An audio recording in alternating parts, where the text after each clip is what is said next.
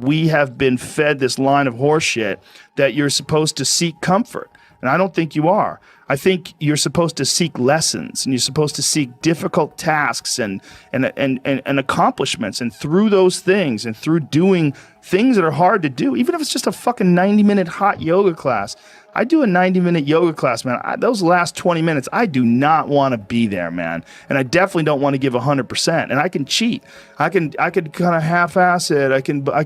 But if I don't and I get through it, when that time is up and the lady says namaste and everybody gets up, I'm like, fuck, man, I made it. You know, I lost 15 pounds. My fucking yoga mat is drenched to the point where I could literally wring it out and fill a jug up with water. But through that struggle, I will now have a better day, and I better fucking do it again tomorrow or do something else. Because if I just think, well, tomorrow I'm just going to coast and eat Twinkies and watch TV. Oh, hello, sadness, my old friend. Hello, depression. Because when you're not doing anything, you feel like shit. And that's just a part of being a human being. And we can pretend that we're something other than what we really are. And we can pretend, nah, me, man, I'm just cool, just chilling, doing nothing. Bullshit. You're a fucking human. You're a human being. You evolved from the fucking hundreds of thousands of years of hunters and gatherers and people that were struggling.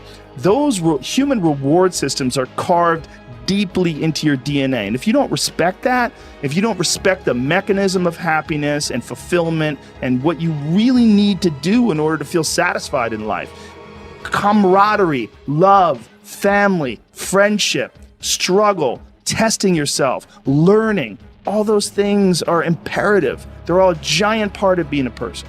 When you're around happy, inspirational people that are successful, it makes you feel better and you get inspired. And if you act on that inspiration, your life will be more fulfilled. And it's not just inspirational in terms of financial success, but in terms of doing difficult things, whether it's running 100 miles, it doesn't pay you a goddamn thing other than the wealth of the knowledge that you can push yourself to such an extreme. Or anything else, whether it's someone who becomes really good at playing chess or someone who's really good at martial arts or whatever it is. There's a great feeling in these overcoming these difficult things, because life is never this just constant state of I'm at a 9 all day, and when I'm with my wife I hit 10. Yay! And I stay like that. That's not real.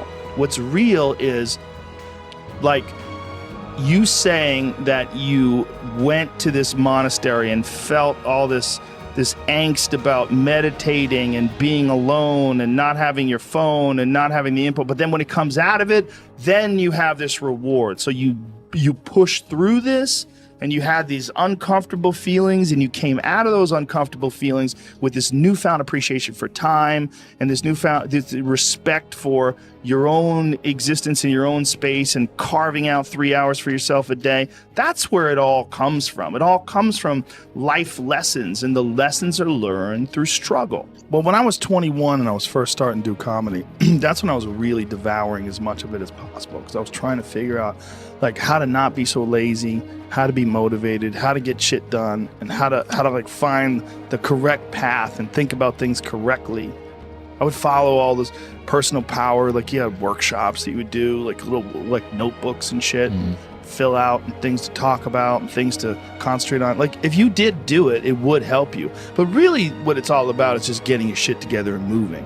Just go do something. Like what you did by taking a job when you would show up at a gig and you'd be working there Tuesday through Sunday and then take a day job and work 9 to 5. That is more hustle and more hustle mindset than anything you're ever going to get out of an Anthony Robbins book. Like that is like just doing it. Just doing it makes you do more. Like do more hard shit makes you do more hard shit. Yeah. Understanding that you want it bad, so you're willing to put in the work and do things you don't want to do.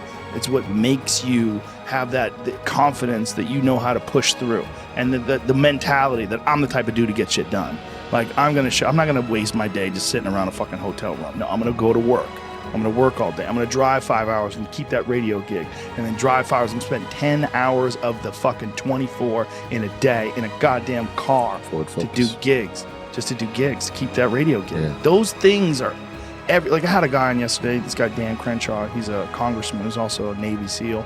We were talking about mentality. I'm like, when you went through BUD/S, do they teach you how to think, or do they show you by example? They don't teach you how to think. They just show you, they harden you through all that work.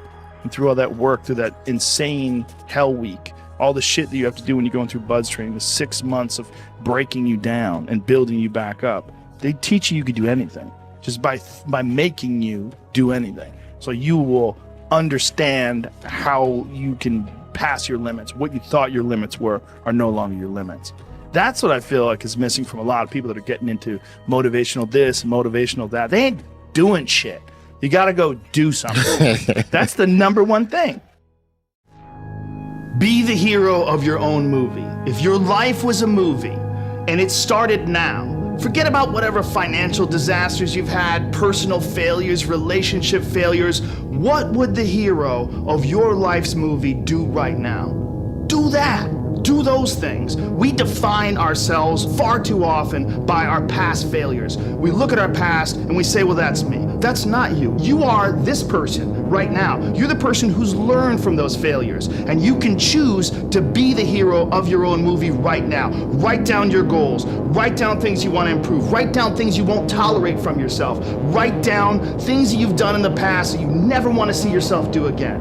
And go forth from here as the hero of your own movie. Build momentum. Build confidence and momentum with each good decision that you make from here on out. You can do it. Anyone can do it. We live in unique times. We live in one of the rarest times in human history where you can choose almost all the input that comes your way. Whether it's the movies that you watch, the books you read, the podcasts you listen to, you can choose to be inspired. Do that. Do that and be the hero of your own